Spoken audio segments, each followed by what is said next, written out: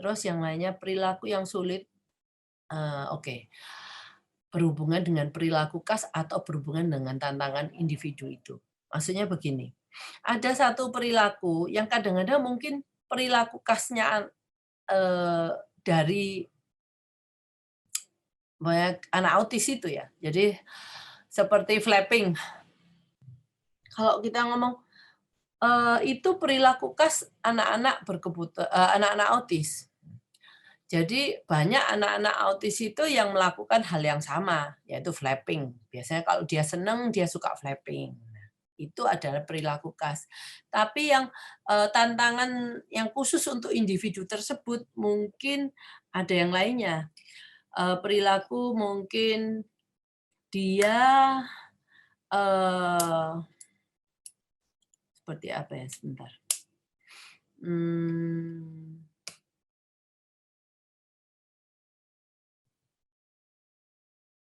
anak saya ke, eh, mungkin gatal. Kenapa anak saya itu suka gatal-gatal ya di tangannya?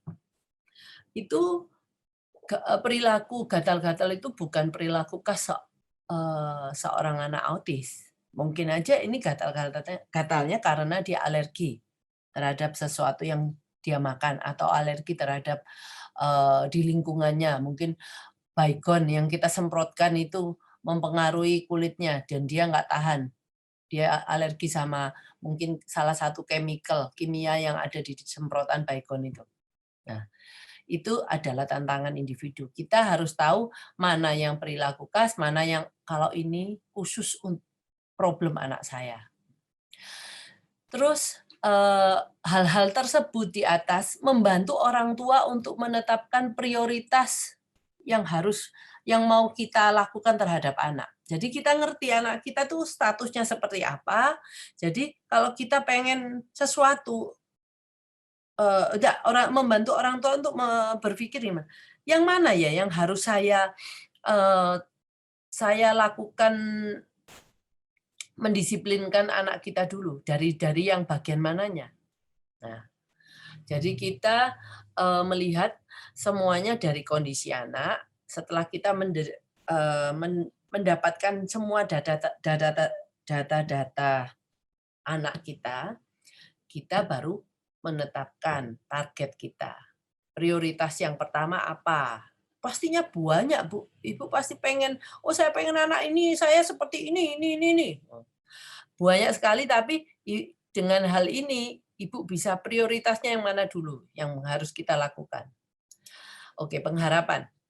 Pengharapan itu ya seperti yang tadi itu, apa yang rencana kita terhadap anak kita. Pertama, rencananya itu sederhana. Kenapa kita ngomong sederhana? Satu tantangan setiap waktu. Mungkin saya pengen anak saya bisa makan bersih di atas meja sambil duduk. Itu sudah 2 tantangan. Makan dengan bersih, tanpa berlepotan, dan duduk. Dan dua-duanya, kenapa ini saya bilang tantangan? Dua-duanya itu pastinya belum bisa dilakukan. Jadi kalau ibu mau dia pilih salah satu, mau makan dengan baik, tanpa belepotan, artinya apa? Dia boleh lari-lari. Jadi pada waktu dia menyendok, dia tidak menumpahkan satupun di lantai atau di atas meja di mana. Terus habis itu dia lari kembali. Nah, atau dia duduk, hanya dia bisa duduk, tapi makannya masih belepotan. Jadi pilihlah yang mana yang kira-kira bisa kita prioritaskan untuk anak kita mau duduk atau mau makan dengan bersih. Kalau sudah sukses dengan satu tantangan, itu yang lainnya gampang, tantangan berikutnya gampang. Karena anak kita juga sudah tahu cara kerjanya. Nah, karena nanti, oh kalau saya melakukan sesuatu yang diharapkan oleh orang tua, nanti saya memperoleh hal-hal, saya tahu ada hadiahnya, yaitu membuat saya senang, membuat anak senang. Tapi akhirnya mereka juga akan terbiasa bahwa kita kan nanti akan ada satu list. list, oh anak saya masih belum ini, seperti saya biasanya orang tua, Bu, saya pengen anak saya ngomong. Ngomong itu artinya gimana? Tolong spesifik, ngomong itu gimana? Pokoknya bisa keluar suara aja bisa. Setelah anaknya bisa keluar suara dengan satu kata, mungkin manggil mama, papa, makan, minum, akhirnya dia nggak minta lagi. Tapi saya pengen ngomongnya nggak kayak gitu. Saya minta ngomongnya yang satu kalimat. Nah, itulah maksud saya. Pengharapan kita terhadap anak kita itu akan terus berjalan, nggak akan pernah habis sampai dia dewasa. Maka dari itu kalau kita sudah sukses dengan cara ini, tinggal janganlah dirusak. Artinya rusak itu ibu terus jadi nggak konsisten lagi. Akhirnya terus cara ini nggak bisa kita lakukan karena kita udah nggak dipercaya lagi oleh anak. Percuma ibu itu cuma ngomong aja, nggak ada kalau mamanya dia pun mau melakukan hal yang dijanjikan hal yang bagus, hadiah juga tidak diberikan. Akhirnya ya udah cara ini nggak bisa kita lakukan, akhirnya anak kita nggak berkembang. Jadi jangan merusak jalan yang sudah kita buat. Oke, target aktivitas. Aktivitas pastinya belum dikuasai anak dong. Ya. Tapi yaitu satu aja ya. Nah, ibu boleh membuat list apa saja yang belum dikuasai anak kita. Buat satu list, nomor satu apa? Oh, anak saya belum bisa duduk, belum bisa mandi, belum bisa pakai baju sendiri. Buat aja list itu. Nah, nanti itu satu persatu harus kita selesaikan. Seperti karena kan nggak mungkin anak kita dewasa mandi masih kita mandikan. Kan nggak mungkin anak kita nanti dewasanya masih harus kita pakaikan baju. Itu hal-hal yang mungkin jadi harus menjadi pemikiran ibu. Kira-kira apa yang mau kita harapkan anak kita bisa kuasain supaya masa tua kita tidak menderita. Yang kita tua kan nggak pengen mau melakukan hal-hal aktivitas-aktivitas fisik karena fisik kita udah melemah. Nah, terus aktivitas yang sangat kita ini adalah yang pilih aktivitas yang sangat kita perlukan untuk kegiatan lain. Seperti saya duduk.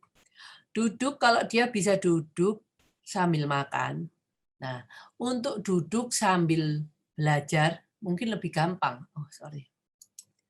Lebih gampang untuk dilakukan. Kenapa saya mentargetkan aktivitas duduk yang dikuasai anak saya?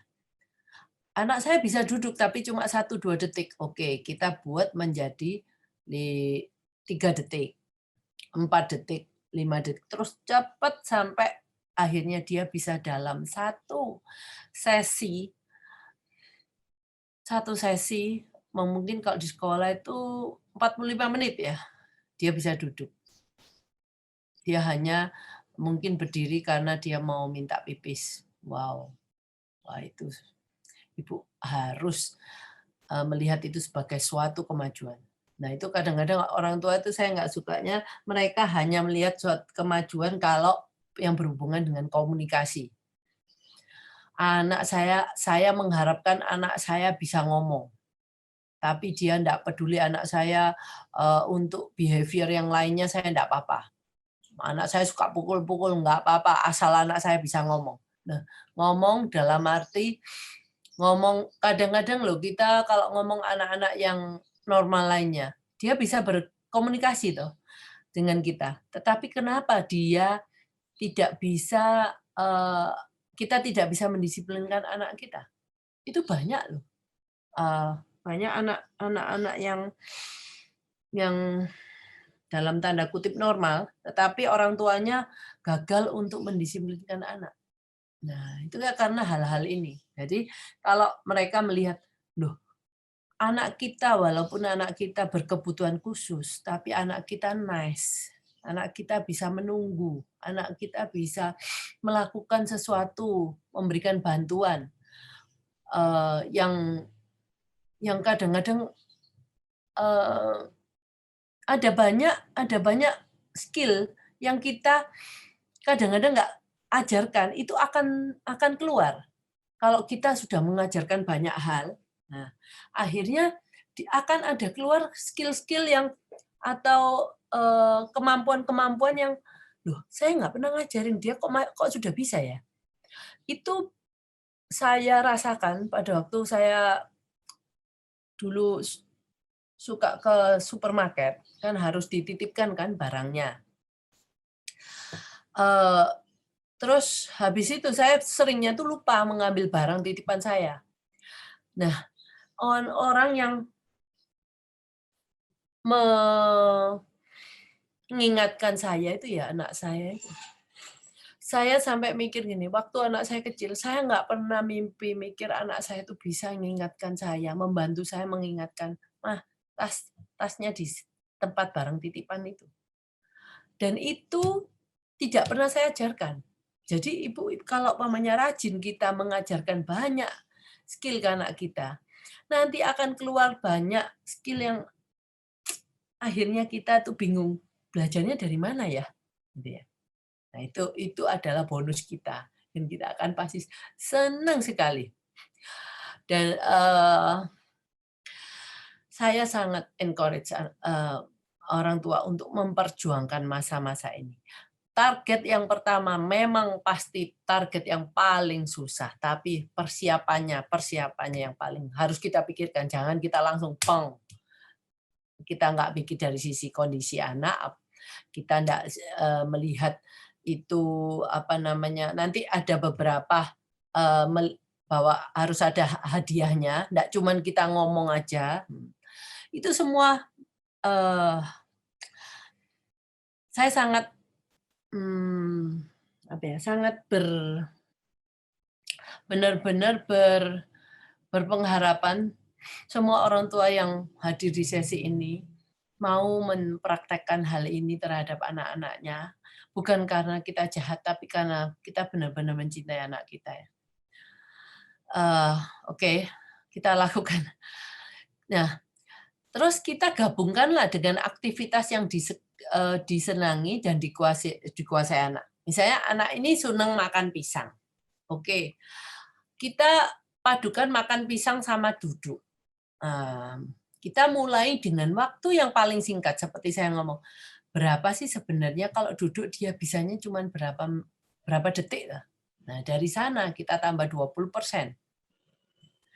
Minimum pengulangan aktivitas.